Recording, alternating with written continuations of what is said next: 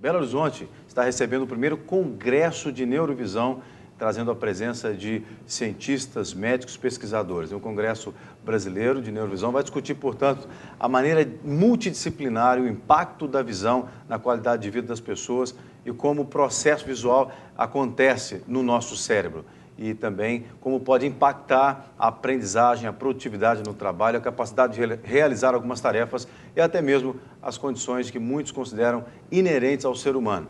Idealizado pelo oftalmologista Ricardo Guimarães, o evento é fruto de uma parceria entre a Fundação Hospital de Olhos e a UFMG. E para nos ajudar a falar sobre o Congresso, mas muito mais também sobre a neurovisão, estamos recebendo a doutora Cláudia Diniz, fisioterapeuta e doutoranda em neurovisão. Seja bem-vinda, doutora. Muito obrigada. E olha, eu tenho certeza... estar aqui. Amém. E eu tenho certeza que o pessoal de casa vai gostar muito de saber sobre o assunto, porque eu estava aqui, enquanto assistimos a matéria, fazendo algumas perguntas, e olha, a coisa é muito interessante. Bom, para o pessoal que está em casa, vamos falar um pouco o que é neurovisão, primeiramente, e posteriormente a gente fala um pouco sobre o Congresso também. Ok. Bom, neurovisão é a área da ciência que estuda a visão do olho até o cérebro. Vai além do exame somente ocular que é feito por um oftalmologista numa consulta clássica que a gente tem o costume de ir, às vezes de levar os nossos filhos. A neurovisão analisa todo o processamento que o nosso cérebro faz da informação que chega a nós pelos nossos olhos. Quer dizer, não diz respeito só do globo ocular, isso, mas do que acontece antes de chegar ao globo ocular. Depois do globo ocular é que está o grande mistério. Eu falo antes que eu estou pensando de trás para frente. Não, mas nós temos que pensar de frente para trás. A nossa porta tá aqui, de entrada, né? É pelo olho. Verdade. E aí depois desculpa a ignorância do macaco aqui, mas é porque o pessoal de casa deve saber que a imagem, né, o processo visual é formado aqui na nuca, né? Pelo que a gente tem uma... Quer dizer... Eu estou pensando lá no cérebro, tá, doutora? Por favor. Claro. Nós temos aqui uma imagem, deixa eu tentar mostrar aquilo. Nós temos aqui um folder do Congresso, mas eu queria mostrar, não sei se vai dar para pegar aqui uma foto do cérebro. Vê aqui, Divaldo, se tem condições de pegar. Aqui. Ela estava me dizendo... Isso, olha que legal. O processo visual é formado aqui, não é isso? Isso. Nos dois córtex. Exatamente. Direita e esquerda. Direita e esquerda. Você estava me falando que a parte do corpo que mais ocupa o cérebro é a visão. Isso. A função do nosso corpo que ocupa a maior área do cérebro é a visão. Sim, desculpa. E o interessante é que muita gente acha que a gente enxerga com os olhos.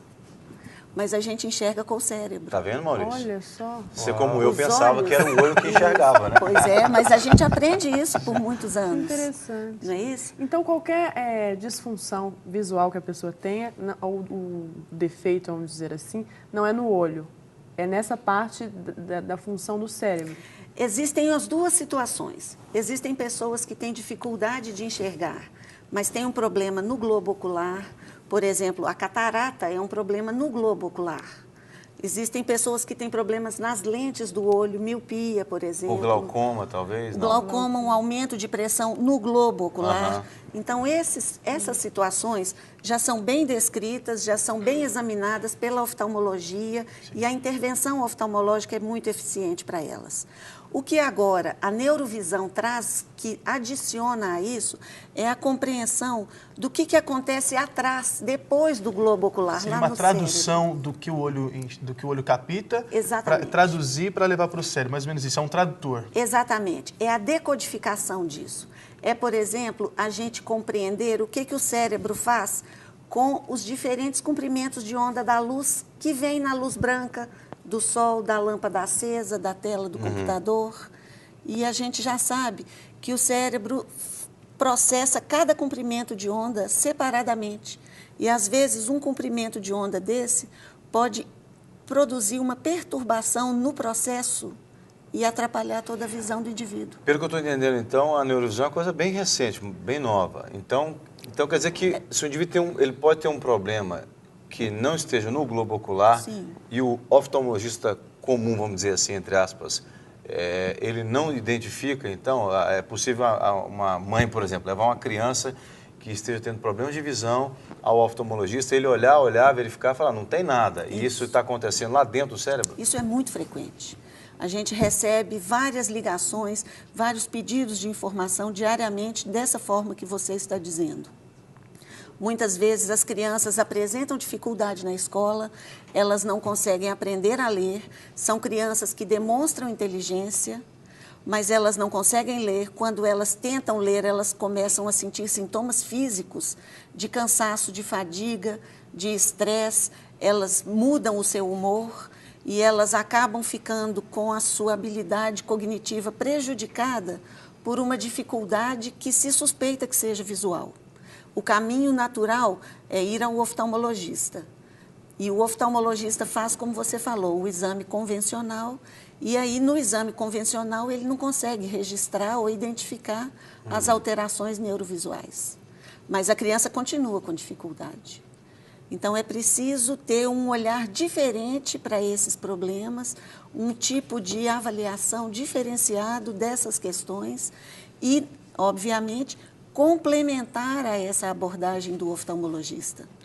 Porque, às vezes, podem acontecer os dois problemas. O problema do globo ocular e o problema neurovisual. Aí que eu ia entrar com a minha pergunta. A questão da neurovisão, como que ela é examinada? É por tomografia? Como que funciona o exame? Ou até mesmo para você diagnosticar alguma dificuldade na neurovisão? A gente tem muita gente assistindo a gente que com certeza deve estar pensando, será como que eu faço? Né? Tem até a Lorena aqui que já está dizendo que benção a presença da Cláudia Diniz, que está aqui com a gente. Estão morrendo de saudades do programa, orando por vocês. Obrigado, viu, Lorena? Eu queria estender a pergunta também, complementando a pergunta do Maurício, que tipo de situação que na vida corriqueira que a pessoa poderia identificar como um problema que não seja do globo ocular, mas seja um problema neurovisual? Existe algum sintoma assim? Existe.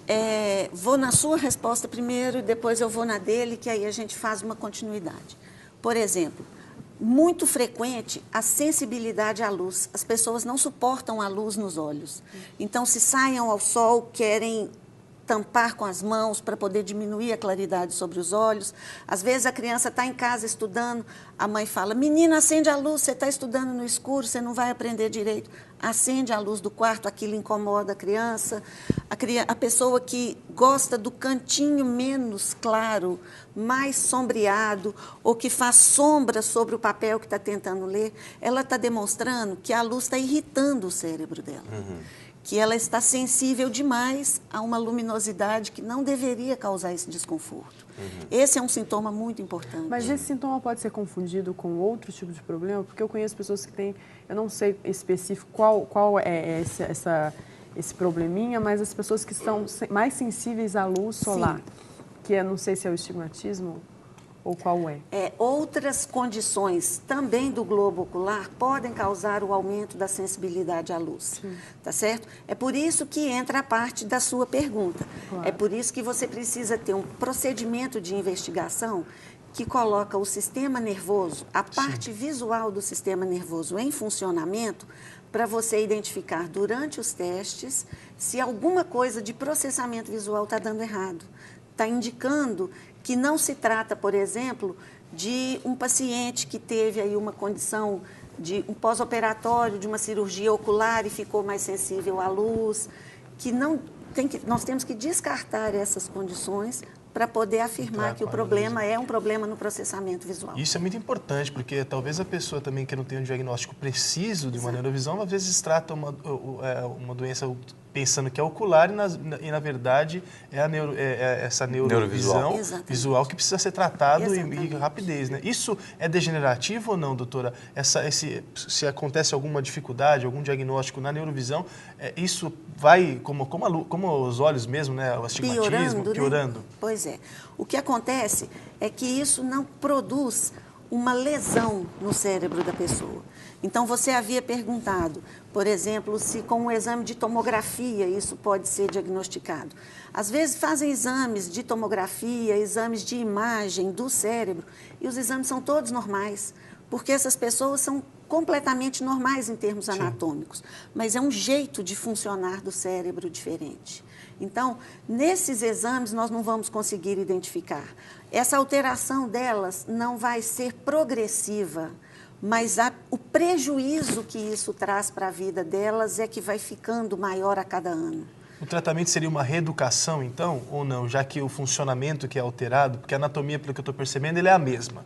Estou aqui fazendo pergunta de leigo, tá, doutor? Aquela anatomia é a mesma. Então, o funcionamento está alguma coisa trabalhando de uma maneira errada, vamos dizer assim. Isso. Como que funciona para você... A correção. A correção, Isso. depois do diagnóstico, você corrigir esse problema. Certo. Eu vou falar um pouco sobre tratamento, mas guardadas Claro, as características, as características, inclusive porque não é uma prescrição feita por fisioterapeuta. A prescrição desse tratamento é da competência do oftalmologista. Sim. Então, especificamente sobre as abordagens de tratamento, eu não consigo ir muito adiante para você. Mas o que eu posso dizer é que os tratamentos são muito simples. Às vezes, eles não são nem invasivos, como, por exemplo, você ministrar um medicamento ou injetar alguma coisa ou fazer uma cirurgia no corpo da pessoa. Por exemplo, pacientes que têm hipersensibilidade à luz precisam de tratamento simples, bloquear aquela parte da luz diante dos olhos. Se for impedida a chegada dessa parte da luz nos olhos da pessoa, aquilo é suficiente para poder fazer com que o cérebro dessa pessoa possa ficar livre desse problema. Então, teria que usar um óculos, por exemplo. Por exemplo. Um óculos escuro. Sim. Não seria um óculos escuro, tem que ser um óculos específico para essa pessoa. Ele tem que ter a propriedade de impedir que chegue no olho dela aquela parte da luz que está prejudicando a ela. Por isso que cada caso é um caso. Cada pelo que eu tô caso é um percebendo. caso. Agora, a gente vê que esse estudo da visão como algo é mais recente, né? Esse estudo mais completo da visão, incluindo a neurovisão. Muitas pessoas não têm tanto conhecimento sobre isso. Isso. Agora, quais as principais causas desses transtornos, desses problemas na neurovisão? Se é genético ou não? O que pode causar? Pode ter a característica genética, então a gente recebe muitos casos, por exemplo, de crianças que já estão sendo identificadas com alguma alteração de processamento visual e na hora da avaliação você percebe que os pais têm, o pai tem, Sim. ou a mãe tem e que outras pessoas da família materna, da família paterna também têm problemas, mas às vezes esses problemas passaram despercebidos ao longo de uma vida inteira e não foram identificados. Então, não tem um perfil traçado de um forte candidato a problema de neurovisão? A gente consegue identificar essa população porque o número de pessoas que apresenta essa dificuldade é um número expressivo. Pode alcançar entre 10% e 15% da população em geral. Uau. E se a gente estiver falando de pessoas que têm dificuldade de aprendizagem, já identificadas na escola, aquela criança que está com dificuldade para ler, que está com dificuldade para aprender, que está com dificuldade para acompanhar o desempenho da turma, essa porcentagem pode aumentar muito mais.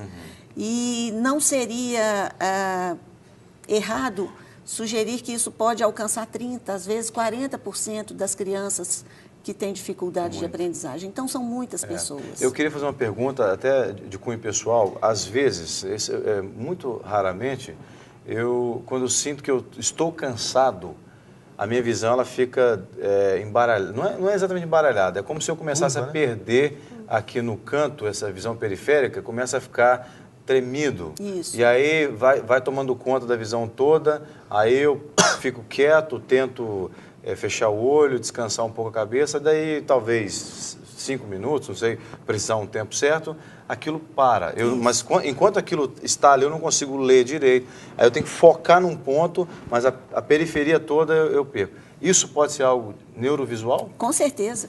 Você falou todo o processo neurovisual aí no exemplo. Não, mas logo isso, né? Eu tinha que ser um exemplo tão ruim desse. Dá para dar uma aula, dá para fazer um curso de neurovisão com Só essa com o história. meu problema aqui. Porque o que ele mostrou?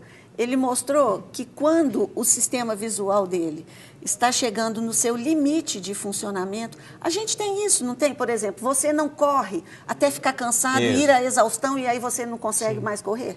Com a visão é a mesma coisa. Você usa a visão e ela pode ser utilizada até um limite. Chega num ponto que ela fala, daqui eu não dou conta mais de continuar. E aí você começa a ter essas alterações de campo visual periférico que você falou. Mas eu não vou morrer por causa disso não, né? Não, de jeito nenhum. Mas você já deu a solução. O que você me disse? Fecha o olho e descansa. Fecha o olho e descansa a Acorda cabeça. só no outro dia. Mas isso acontece com todo mundo, Com não? todo mundo. Eu pensava que era só comigo, você acredita? Não, E o que Eu estava tem... preocupadíssimo com isso. E o que acontece quando você fecha o olho? A luz para de chegar no seu olho e para de ir para o seu cérebro. Então, seus neurônios visuais começam a descansar. Para mim já valeu sua Você vida está dando aqui. muito trabalho. Você está Pra trabalhando mim, demais, Você está dando muito trabalho para os seus neurônios. usando A muita vinda visão. dela para mim já valeu aqui, já estou satisfeito. Consulta